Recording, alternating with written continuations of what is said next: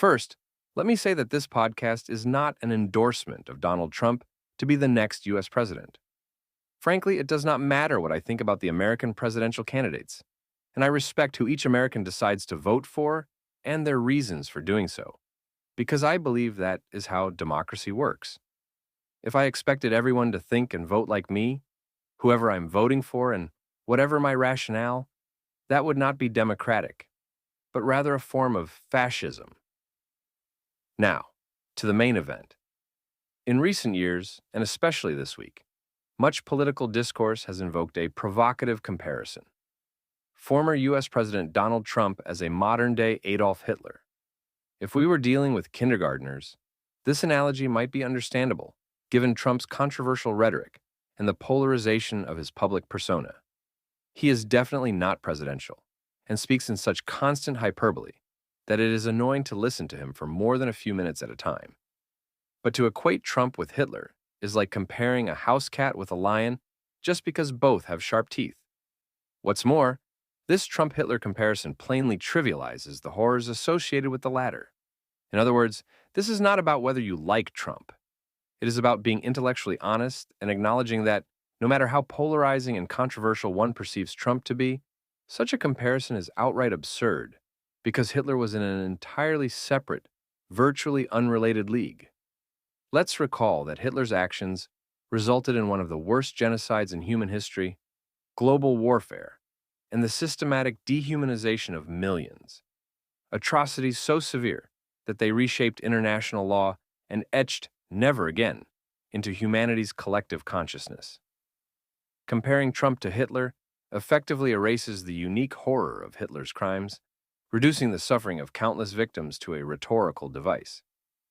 To engage in meaningful political critique, we must keep our historical parallels grounded in truth. This is not a dismissal of legitimate concerns about Trump's impact or rhetoric, but rather a call to preserve the gravity of the Holocaust and the terrifying lessons of totalitarianism.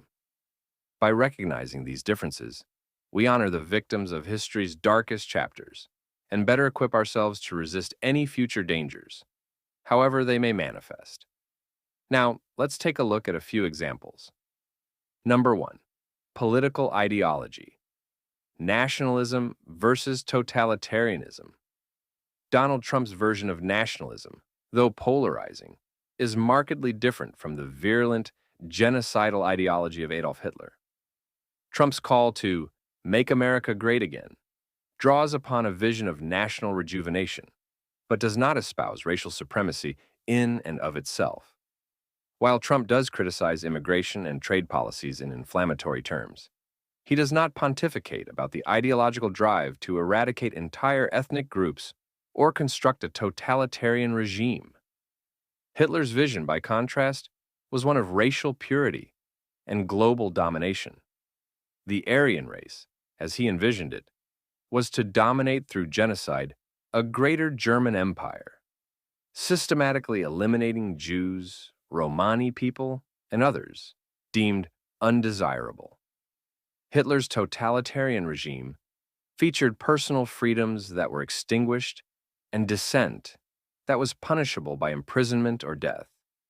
To suggest that Trump could be a Hitler-like figure risks conflating political fervor with a fundamentally malignant ideology.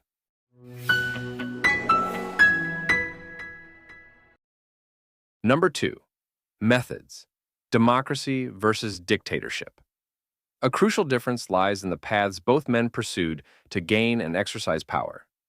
Trump's rise to the presidency occurred within a democratic framework, characterized by an open electoral process that saw him both win and, later, lose an election. Trump's governing approach, though confrontational, remained within the bounds of a constitutional republic, relying on checks and balances, albeit sometimes challenging these limits. Hitler, on the other hand, was not directly elected to power in Germany, but was appointed chancellor by President Paul von Hindenburg in 1933, even though the Nazi Party had less than a third of the seats in the Reichstag. Hindenburg was convinced to appoint Hitler by the conservative elite and by the worsening political and economic instability. Once in power, Hitler dismantled the Weimar Republic and imposed a totalitarian state where dissent was eradicated and the rule of law was supplanted by Nazi decrees. The Reichstag fire decree, for example, suspended civil liberties and served as a pretext to arrest political opponents, centralizing power under Hitler. This political strategy, grounded in oppression and absolute control, stands in stark contrast to Trump's leadership, which operated within and was ultimately limited by democratic systems. Even if you are convinced that another Trump presidency will be the end of American democracy, it is hard for me to imagine that everyday Americans will just stand pat should Trump indeed try to overrun our democratic institutions. Because the U.S. today is not Germany of the 1920s and 1930s. That version of Germany was disheveled by its loss in the First World War and an economic depression, making Germans increasingly desperate for change. Today's United States certainly has its fair share of problems, but its economy and currency are strong, unemployment is incredibly low, and the U.S. has not been directly engaged in any war in recent years, no less a war on the scale of World War I. Plus, Trump has been consistently campaigning about ending the two high-profile wars taking place right now. Hitler began hinting at the idea of war and expansionist ambitions in his early speeches and writings, particularly in his book Mein Kampf, German for My Struggle, which was published in 1925, a good 8 years before he was appointed Chancellor of Germany.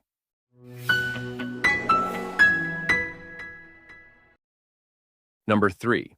Use of media, propaganda versus publicity. Both men used media, but their methods and goals diverged sharply. Trump's media strategy is rooted in attention-seeking, often through inflammatory comments and his use of social media to bypass traditional outlets. He has regularly sparred with the press, labeling them fake news, but this approach is performative, a strategy to energize his base. His media manipulation lacks the meticulously coordinated propaganda apparatus developed under Joseph Goebbels in Nazi Germany. Hitler's propaganda machine, helmed by Goebbels, was systematic, designed to reshape reality and secure unwavering public allegiance. The Nazi regime controlled all aspects of the media, delivering a single, state-approved message that glorified the Führer and dehumanized entire populations. Trump's media interactions, by contrast, operate in a pluralistic society where opposing views thrive, even in direct opposition to him. The difference underscores the gap between an authoritarian propaganda network and Trump's combative yet decentralized media presence.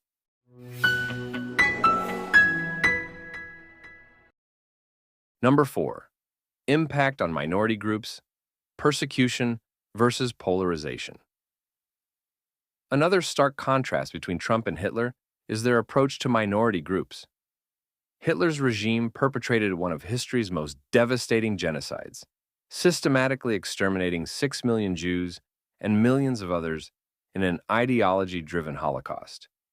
His policies reflected a commitment to ethnic cleansing and the annihilation of entire populations. This industrialized slaughter was a direct result of the regime's racist ideology, implemented through state-sponsored machinery of death. Trump's administration has been criticized for policies seen as harmful to minority communities, such as immigration restrictions. However, these policies, though sometimes contentious, do not constitute systematic genocide or ethnic cleansing. The implementation of Trump's policies took place under the scrutiny of courts, media, and public debate, illustrating the difference between controversial policies within a democratic system and an orchestrated, ideologically motivated genocide.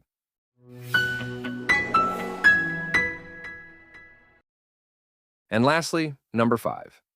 Legacy and the weight of history. The ultimate difference lies in the legacy left by each leader. Adolf Hitler's legacy is an eternal symbol of evil, a harrowing reminder of the human capacity for inhumanity. The Holocaust, Second World War, and devastation caused by his policies have left an indelible mark on history. Trump's legacy, while unquestionably polarizing, will likely be judged through the lens of American political history. He has surely inspired fierce loyalty and equally intense opposition, but he does not embody the same existential threat to humanity as Hitler did.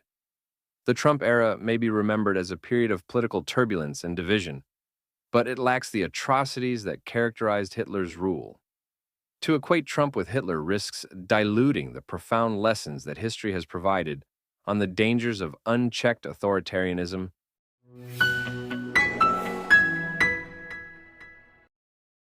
This week, mainstream media outlets continue to produce ridiculous headlines about Sunday's Trump rally at the famous Madison Square Garden in New York City. For example, an Axios headline said, quote, Trump's Madison Square Garden event draws comparisons to 1939 Nazi rally.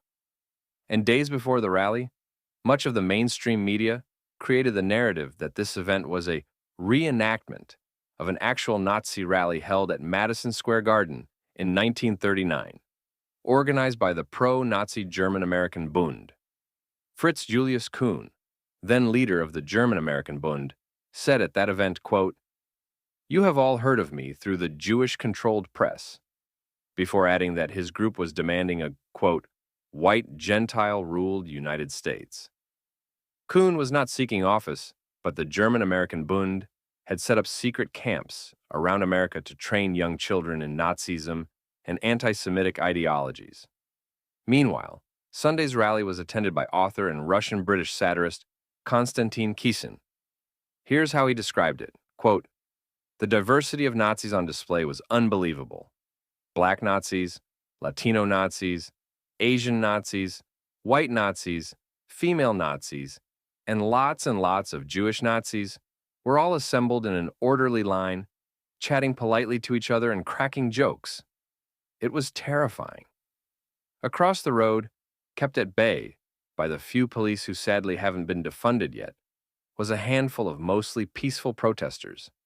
They were there to save democracy by demanding that the democratically elected leader of one of America's two major parties be thrown in prison." Reminiscent of Adolf Hitler's rallies, the event opened with a stand-up comedian telling a few jokes, straight out of the Nazi playbook. The hateful comic made fun of everyone: celebrities, Israelis, Palestinians, and even Puerto Ricans. It made me want to reach for a comfort animal, but the person closest to me was a woman in a hijab, and I didn't want to commit a hate crime by hugging her without consent. By the time I came to my senses, a radio personality called Sid Rosenberg was on stage. Rosenberg, I thought to myself. Typical Nazi name. He had apparently just returned from Israel, which he claimed both he and the president support. I couldn't help noticing that every time he mentioned Israel, the Nazi scum, who had by this point filled the stadium to the rafters, cheered and clapped. "This is just like one of Hitler's rallies," I said to the man next to me, who was wearing some sort of skull cap. He laughed as if I'd said something funny and resumed cheering, holding up his bigoted Jews for Trump sign.